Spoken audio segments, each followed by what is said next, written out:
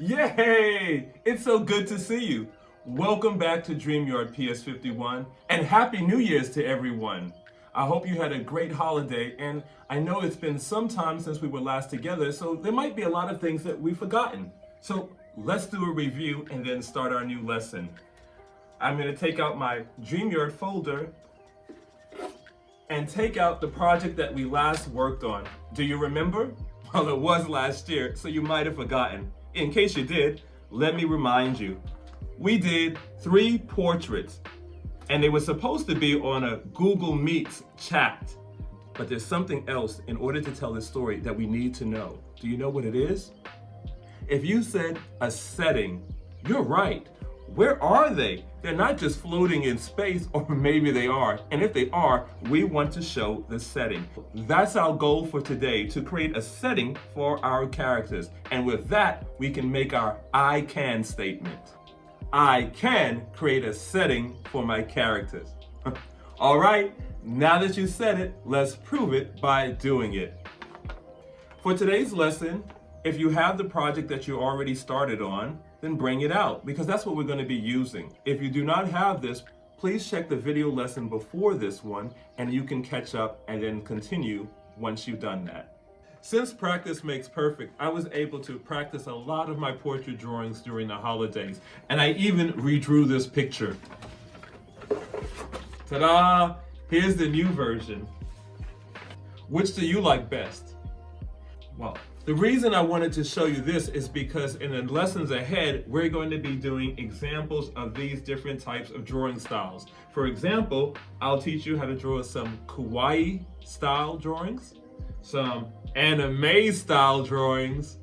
So no matter how your portraits look like, remember, we're not focusing on the characters. We're focusing on the setting, exactly. And in the panel that you still have free, you're going to draw the setting of one of your characters, all right?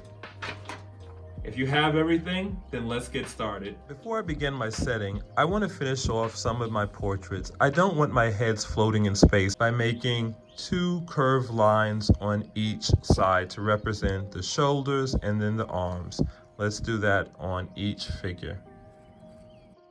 So since we know that this is a Google chat, there's not going to be too much of the setting that we're going to see, and usually the faces block most of the setting.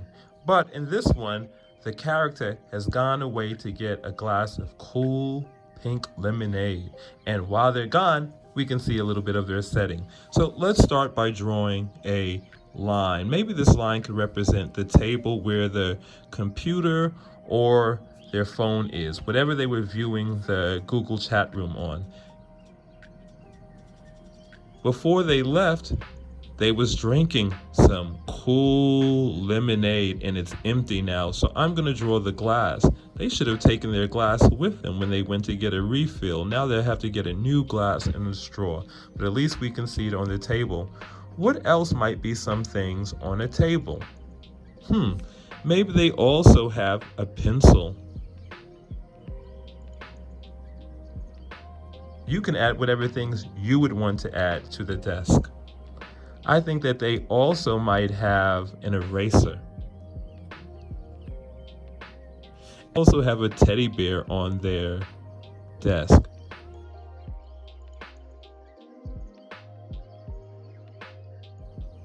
Now remember, you don't have to draw a teddy bear.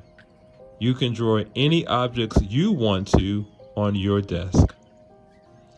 So those are some of the things on their desk. Now what's behind them? Where are they talking? I'm going to say their setting is their bedroom. So they also have a window.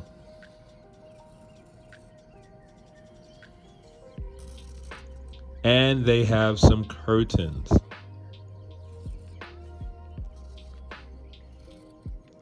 And they're polka dot curtains, because we want to add as much detail as we can. And since we have a window, we have a glimpse into outside. We can see what time of day is it. Is it morning, afternoon, or evening? I'm going to say it's the morning, and I'm going to have the sun shining. I'm going to have some birds flying, Very small because they're far away. And maybe a little bit of plants and trees or something down there. Kind of far away, so I can't really tell what it is. There.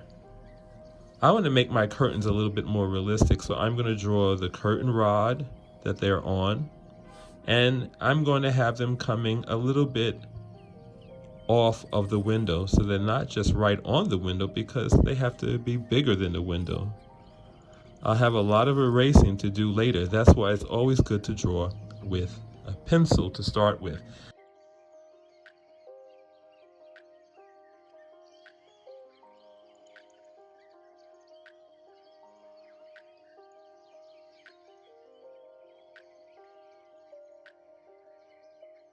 There's a little bow tie, a little bow.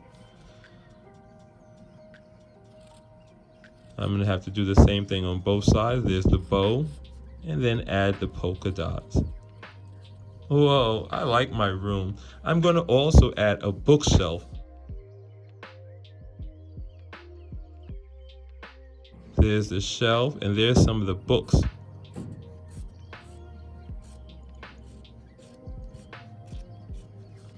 Oh, I think they were probably sitting on a chair, so there might be a chair. Let's draw the chair right there. I'm going to trace over the things that I've drawn in the front. You can do this too if you have a little marker, or if you want to do it in colored pencil, or if you want to just stay with a pencil and just do it darker. So I just darken in my teddy bear. I'm going to darken in my glass too. Now the glass is actually made out of glass, so you can see behind it and also through it. There's a little straw, and there's a table that you can see through the glass, but you can't see through the teddy bear because the teddy bear is solid, and then it passes through. There is my pencil on top of the desk and my eraser. I've already drawn the chair, but I want to trace over the chair.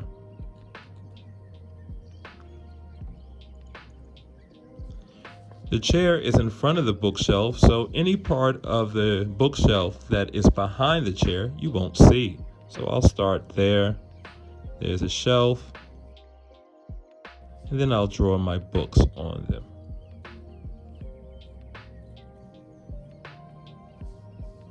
Let's draw the curtains. Let's have them hanging on the rod. See, look at that. That looks more realistic.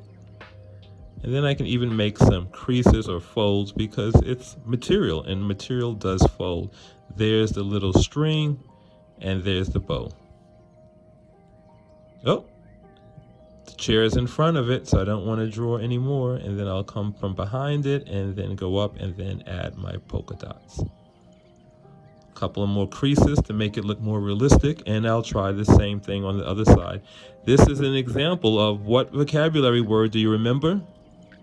If you said symmetry, yay, you're correct. I'm trying to make them about the same on both sides. See, same little bow tie, same polka dots, and some folds. Now they don't have to be exactly the same, but it's very close in symmetry. And polka dots. Now to add the window that's behind it, remember we said these are kind of trees or bushes behind. We can't really see, it's so far away. And then we'll add the sun shining, a couple of sun rays coming out, and maybe a little bit of birds. And there we have our wonderful setting for one of our characters. Who the character is, I don't know. That's something for you to answer in your story. That character can be anybody that you choose it to be. Oh, I forgot to leave enough room underneath to write the character's name. Let's see if I can squeeze it in. I'm gonna put a little box in. Well, whoever that person is in your story, write their name in the box below. We can do the settings in the other panels. Now, I know a lot of the room is taken up by the portrait, so you don't have a lot of room. So let's start with the panel that you have the most room in. Let's say my cousin has a bird, and I'm gonna show the bird cage in the background.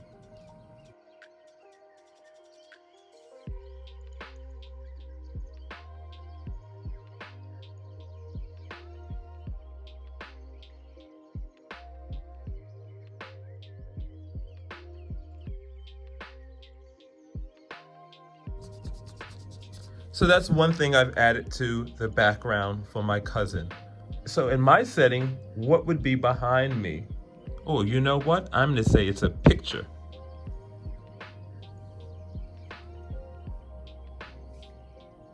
Now, what is in my picture? I'm going to say it's a picture of a landscape.